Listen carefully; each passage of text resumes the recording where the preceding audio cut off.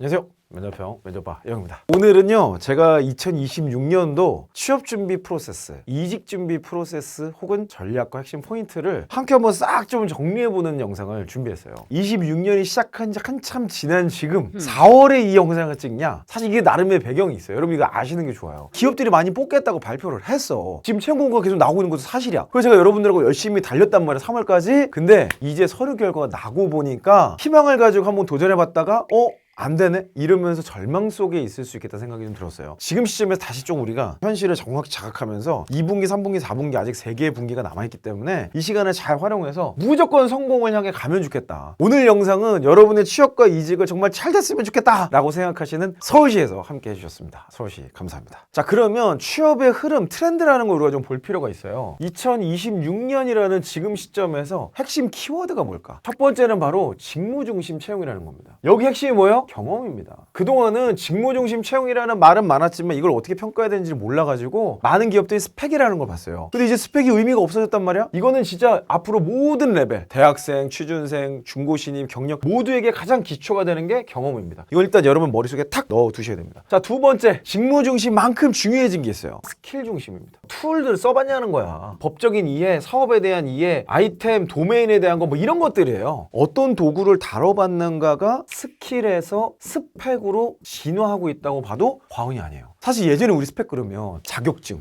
언어 점수 뭐 이런 거 얘기했단 말이에요. 근데 중고신입 이후부터는 스펙이 의미가 없어. 경력 뽑을 때 보니까 자격증이나 언어 점수, 심지어 학점 보지도 않아. 근데 신입들은 왜 그걸 봤냐고. 이제 신입 채용은 다 사라지고 중고신입과 경력 중심 채용으로 바뀌었잖아요. 그러면 결국에는 이전에 있었던 스펙이라는 개념 자체가 의미가 없어진 거야. 이게 뭘로 갔어요? 스펙이 아니라 스킬로. 다양한 도구를 다룰 줄 알아야 되고 다양한 도구로 실제 성과를 내본 경험을 매우 중요하게 보는 시기가 지금 26년도입니다. 그러니까 여러분들이 나의 경험을 제시할 때 이 경험을 스킬과 연결해서 설명을 하면 훨씬 더 합격 확률이 올라간다는 거죠. 자, 세 번째, 제가 최근에 가장 강조했던 내용인데요. 컬처핏 중심입니다. 컬처핏이 뭐예요? 조직 문화 적합도. 조직 문화. 우리 회사에 일하는 방식, 문화, 인재상, 인성, 커뮤니케이션. 그러다 보니까 이 컬처핏 때문에 뭐가 강화된 거예요? 중고 신입이 더 강화돼. 왜냐면 신입분들은 회사 경험이 없잖아. 컬처라는 걸 이해하는 게 굉장히 어려운 거예요. 우리 회사가 문화가 있다고? 회사에서 일하는 방식이 있다고? 이거 자체를 이해를 못해. 들어와갖고는 내가 생각했던 건 좀 다른데? 이러고 퇴사를 해버려. 중고시니까 경력으로 점점 올라가는 이 배경 속에는 AI의 등장이 굉장히 큽니다. AI가 기본적인 반복 업무를 대체해주고 있잖아요. 주니어 스킬을 얘가 시스템적으로 대체해줘버려. 그러니까 얘네들은 필요 없는 사람 이렇게 됐다가 이 사람들도 할 줄 아는 게 보니까 별게 없네? 경력도 할 줄 아는 게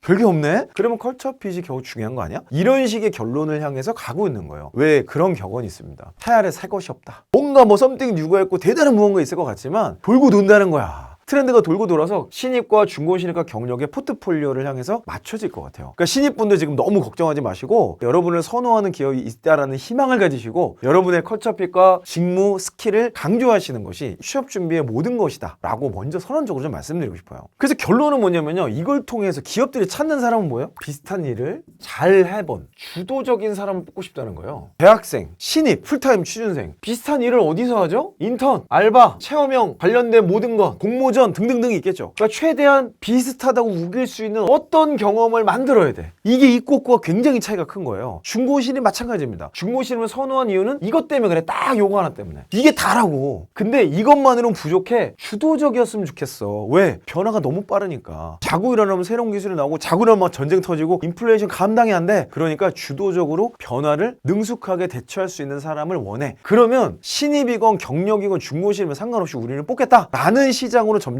진화하고 있다는 거를 제가 트렌드 키워드로 먼저 좀 말씀드리고 싶어요. 그러면 좀 더 구체적으로 취업 준비 전략, 이직 준비 전략의 핵심 포인트를 정리해 볼게요. 첫 번째, 필살기 중심입니다. 유사 경험 내 성공 경험이죠. 이건 직무 유사 경험이고요. 그 안에서 성공 경험이라 말할 수 있는 게 있어야 돼. 경력분들도요, 이거 없는 경우 되게 많아요. 중고신입 아예 성공 경험이 뭔지도 몰라. 그래서 서류부터 잘 안 되더라. 이런 분들이 진짜 많아요. 유사 경험과 성공 경험 이 두 가지 안에서 내 경험을 고르는 연습부터 해야 돼요. 이거를 하는 방법은 두 가지죠. 내가 지금까지 경험했던 내용들 중에 찾아내든지 아니면 경험을 만들어야 돼. 신입 대학생이라면요, 발견하기가 어려울 수 있어. 그러면 어딘가를 가서 만드는 도전을 해야겠죠. 언제? 최대한 빨리. 그래서 이 필살기를 중심으로 뭘 하냐? 자소서, 경력기술서, 면접, 이 세 가지에 똑같은 메시지를 보내야 돼요. 필살기 중심으로 세 가지를 정리하는 게 핵심 전략입니다. 여기서 또 하나 강조하고 싶은 거, 필수 자격을 제외한 모든 스펙은 의미가 없습니다. 서류 합격에 조금 더 가점이 있을지 모르겠어. 그러니까 서류에서나 이런 것들을 보는 거지, 서류 합격하려고 취업 준비하시는 분들 있어요? 아니죠. 최종 합격하기 위해서는 이것저것 하려고 하지 마라. 필살기라는 한 가지의 핵심 컨셉을 쫙 풀어내는 연습이 우선순위라는 걸 정리해 드릴게요. 두 번째는요, 면접 중심으로 준비하라는 겁니다. 특히 대학생분들, 취준생분들, 이분들은 면접 경험이 많지 않아. 결국에는 자소서는 어디를 위해서 준비되는 거냐? 면접을 위해서 준비되는 거예요. 많은 분들이 서류 전형이 제일 눈앞에 있으니까 여기에 에너지 너무 몰빵하고 지원에만 집중해. 그러다 한 개 붙으면 그때부터 어떻게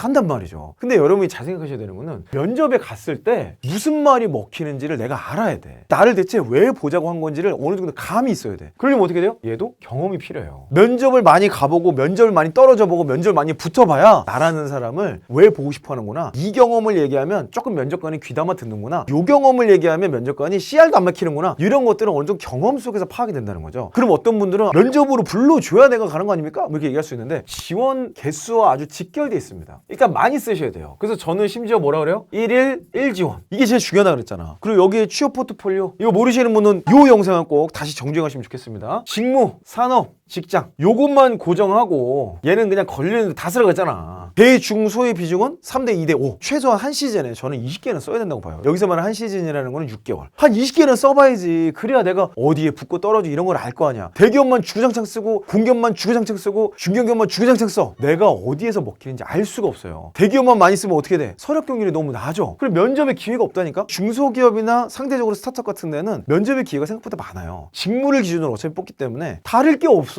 어차피 여러분이 쓰신 자소서에서 질문이 나온단 말이에요. 결국에는 비슷한 얘기를 하게 될 텐데, 그거를 중소기업이나 면접의 기회가 있는 곳에서 더 열심히 도전을 하는 게 훨씬 낫다. 면접이 끝나고 나면 그 다음에 반드시 해야 되는 게 뭐예요? 속기록 분해를 해야 돼. 면접 끝나자마자 어떤 경험이 먹히냐, 내가 주로 공격받는 포인트가 뭐냐, 요걸 찾아내야 돼. 다시 쓰다 보면 정리가 됩니다. 자, 세 번째로 26년도 취업과 이직을 준비할 때 정말 간과해서는 안 되는, 그 어느 때보다 더 중요한 포인트는 바로 저는 이거로 봐요. 미리 앞당겨서 준비한다. 대학생분들, 이거 진짜 형 말 좀 제발 들어줘. 대학교에서 학과 공부 열심히 한다고 취업되는 게 아니에요. 제가 앞서서 말씀드렸던 취업의 흐름의 변화, 이 변천사에 따라서 다 바뀌는 거예요. 대학교에서 학점, 활동들, 자격증 이런 것들이 취업과 직결되기보다는 결국 어떤 경험을 했느냐가 가장 중요한 시대로 가고 있다는 거죠. 자, 대학생분들은 일 경험으로 들어가야 돼요. 사이드 프로젝트 좋아요. 공모전 아주 좋습니다. 이걸 통해서 자소서에 쓸 내용이 정리가 되고요. 면접 가서도 이 경험을 던져야 면접까지는 대화가 된다고. 최대한 직무와 유사하게 가는 게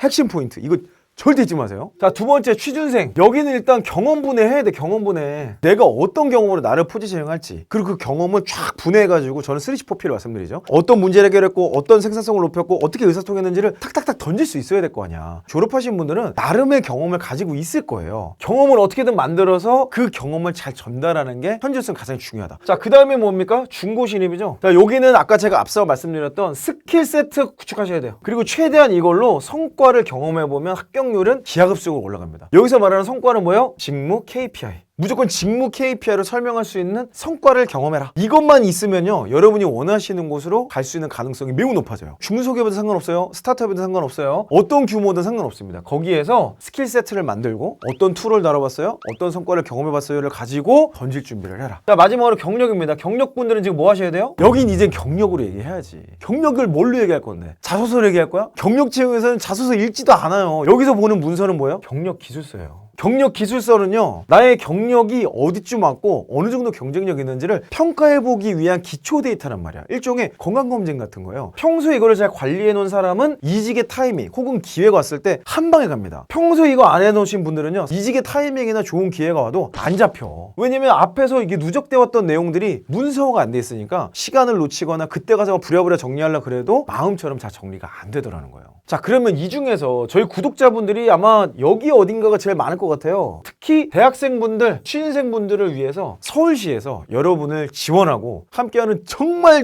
좋은 제도. 제가 사전에 이거 설명도 들어보고 내용 검토를 해봤거든요. 제가 하고 싶은 걸 이미 잘 기억을 해놨더라고. 지금 26년도로 취업 준비하는데 아직 내가 뭔가 정리가 잘 안 됐다 생각되시면 이거 꼭 도전해보시면 좋겠습니다. 바로 서울 영커리어스라는 프로그램이에요. 줄여서 서영커래요. 진로 탐색부터 취업 연계까지 단계별로 패키지처럼 지원해주는 전국 최초일 수도 있는 청년 취업 지원 프로그램이에요. 여기서 가장 중요한 건요, 참가자 전원 무료라는 거야. 안 할 이유가 뭐가 있어요. 근데 참여 자격이 좀 있긴 있어. 서울시와 협약을 맺은 37개 대학 재학생 중에서요, 서울 소재 대학교 재학생 또는 경기 인천 소재 대학교 재학생 중 본인 또는 부모님 거주지가 서울인자입니다. 자, 이 프로그램은요 총 5단계로 구성이 되어 있는데 하나씩 소개해드리겠습니다. 첫 번째는요 바로 캠프입니다. 내가 어떤 일을 하고 싶은지 모르겠다면 첫 번째 단계는 진로 직무 탐색 부트캠프예요. 전학년 누구나 신청할 수 있고 1, 2학년이 우선 선발됩니다. 아, 이거 진짜 너무 맞는 얘기라니까. 1, 2학년들은 취업 준비에 관심이 없으면 안 돼. 진로 탐색이 정말 소중한 골든타임을 놓치지 말라고. 올 봄학기에 200명 모집했는데 무려